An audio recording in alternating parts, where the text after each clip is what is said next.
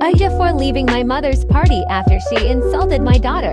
I 36F have a stepdaughter 14F. Her father and I married when stepdaughter was 2. I consider her to be my real daughter in every way that matters, and love her just as much as my biological children. Most of my family adores stepdaughter. She's a very sweet and hardworking girl who does her best to make them proud.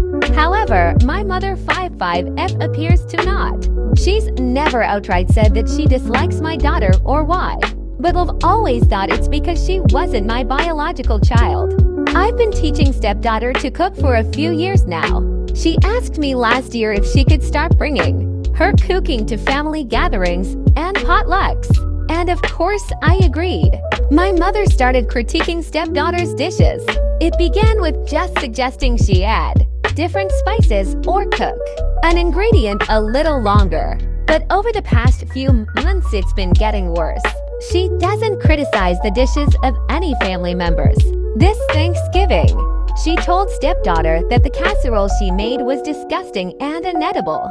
I told my mother to stop criticizing stepdaughter and that she was doing her best, but she just brushed me off, which was the final straw. My family was in town this week to celebrate my mother's birthday. I had some curry that my mother had made about 6 months ago and given to me tea freeze.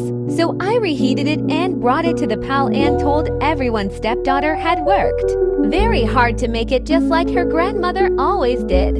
Immediately, my mother started criticizing the curry, saying how stepdaughter had added too much spice and overcooked the chicken. She even went so far as to tell stepdaughter that she should stop bringing food to potlucks altogether. I hadn't originally intended to make a big deal out of this, but that comment crossed a line. I informed my mother that it was her own curry that I had reheated, and stepdaughter had not actually cooked it. She immediately started sputtering and backpedaled, saying she was just trying to give constructive criticism and make stepdaughter a better cook. But I knew she didn't really believe it. I asked her why she would treat my own stepdaughter so badly, and she admitted that she didn't see stepdaughter as her real grandchild. This was the final straw for me. I found my husband, stepdaughter, and my other children and told them we had to leave, explaining what my mother said.